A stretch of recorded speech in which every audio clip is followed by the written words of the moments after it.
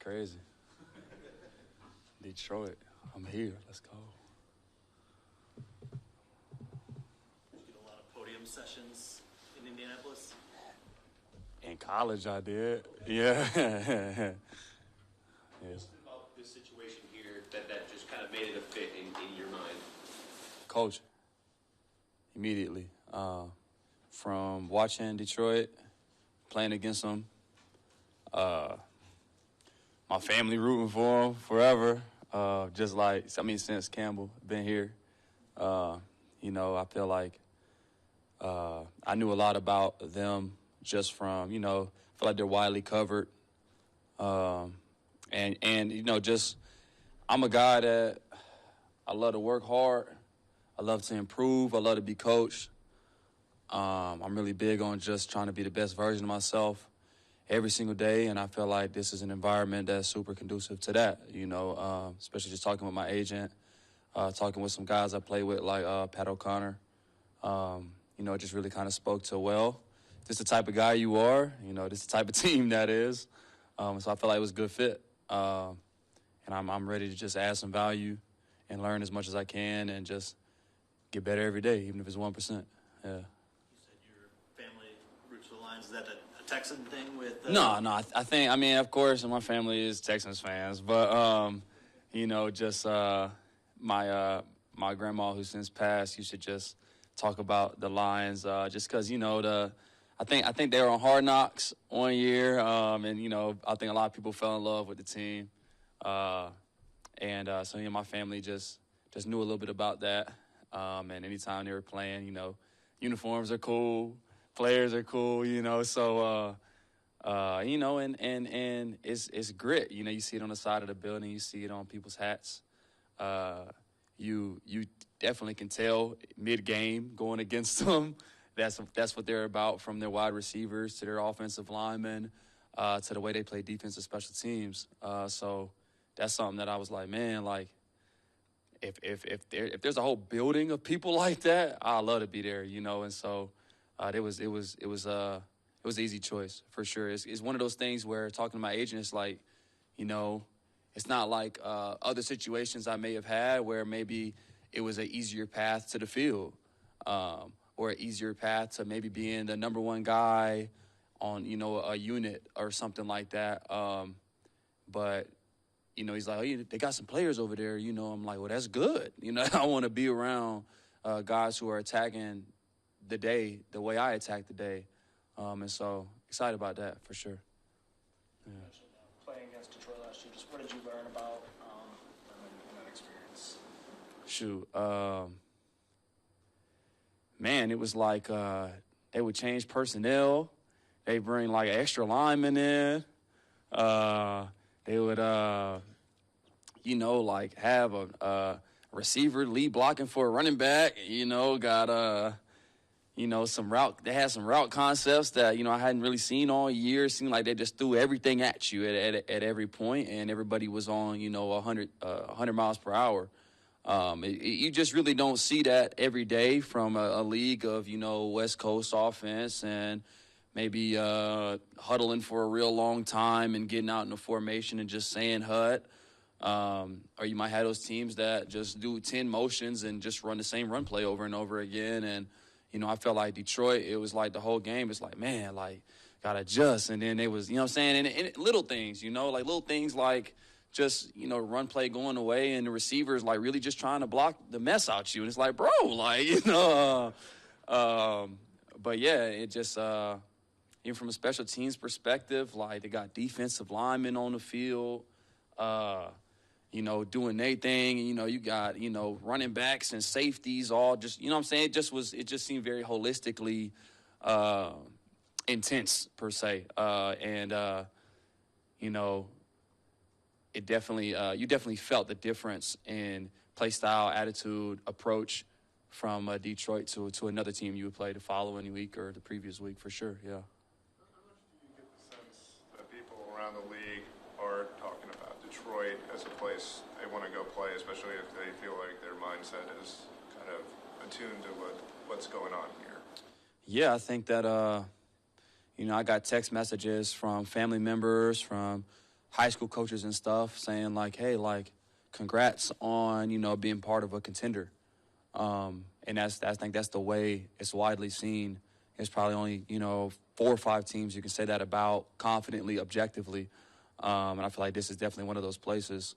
And it's a place that I think is open to innovation, open to playing the guys who maybe deserve to play, open to putting the best guys on the field, and seem very transparent about everything. It's very hard to find a building full of authenticity from, the head coach to the coordinators and, and having a lot of former players, they seem to understand that as well, having my meetings with them, as coaches. And they're, we're not going to sugarcoat it. We're going to tell you what it is. And there's guys that have been around the league for a while that know how some of it can be business, but it's like when I'm being coached, this is not a business. When, we're talking about how we did on Sunday, it's not a business. This is, we're a team and we want to win. And so being in a building where it seems like everybody is on that type time, I think that a lot of guys can appreciate that and want to be here. Yeah, so. Stuff that players discuss, in the locker room, I guess, like, if it got to the point, like, hey, I've got to go to another team, what teams would you want to go to? And if that's the case, is Detroit kind of commonly coming up in those conversations? I absolutely think so, but I definitely got the sense if you're maybe a year 10 guy looking to go somewhere and relax, this is probably not the organization. So when guys are complainatory in the locker room, they're probably not the type of guys that want to pull up to this joint after, But yeah, I think if you want to go somewhere and work, and, I can only talk so much about it because I haven't, been in it, but that's definitely what I've gotten from the coaching staff. That's definitely what I've gotten from the players that I know that play here. Just excited to add some value for sure. Dave Fitt, the special teams coach here, has spoken really highly of you in the past. Wondering what kind of connection or relationship you might have with him, and have you guys communicated at all before, during, or since he signed here? I don't think that I definitely talked to Coach Phipps today. Got to go up there, have a great conversation with him. Actually started to get coached up by him a little bit, which was cool. Got to ask him a couple questions, got to hear from me a little bit. But it's just about connection. I mean, I didn't know of him until, kind of we were about to play them and stuff like that, and got to studying the coach and, the opponent and stuff like that. But I think that where we can relate a whole lot is energy. That's what I saw that from him when I met with him. And also that's what I've been hearing about him as well. So, I'm a high energy guy. I'll play with high energy, high energy in the meeting room, stuff like that. But not everybody loves that. But if that's what I'm saying. It just seems like it's matching up at every phase for me as far as I think I'm really going to enjoy working here and getting better here. So yeah, I think he's going to be a huge part of that. Yeah. Scrap for 3 seasons to carve out a defensive role in this league. You recognize the situation here with the depth chart. You kind of mentioned that already. Why were you okay with kind of resetting in that sense and starting and having to climb your way back up? Yeah, I think that it's, for me, it's less about getting as many snaps as I can on a team versus wanting to be the best player that I can be. And I think that my mindset definitely shifted to that area when I got a lot of play time. Mindset definitely shifted to that area when I got my first shot at defense as a rookie, and to be honest, was not ready. And it was like, well, do I want to play every snap of this game? I want to be the best. I want to improve my game. I want to feel like I'm not good enough to play in the league. I want to feel like I'm one of the best on the defensive field if I'm touching the field on defense. And I think it's clear from a communication standpoint. I think it's also clear from a demonstration standpoint with Detroit that they're going to play the best 11 in the best situation on the best down versus, you know what I'm saying, like specific to what's going on specifically on the field. And, I got to see a little bit of that when I was in Indy as far as we played like a Lamar Jackson or something. I'd come in and maybe add to the blitz package or spy him or something like that. And so that's something that they said, that they do here. And at the end of the day, I'm going to compete. And if it's a situation where if I'm not getting a lot of play time on a great team, that's just inspiring for me to improve, versus, I can go to a team maybe not as good or with a team with a room that has a lot more question marks than this team, which I had, some opportunities to do that. But,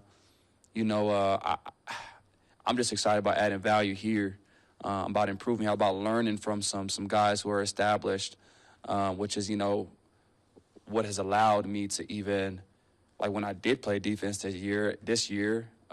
last season, when I did play defense and excelled, it was all due to the fact that I was able to study a guy like Zaire Franklin, and just watch his game, practice with him, move with him, see his habits, see his recovery habits, stuff like that. So when I got my opportunity, now I got 19 tackles in the game.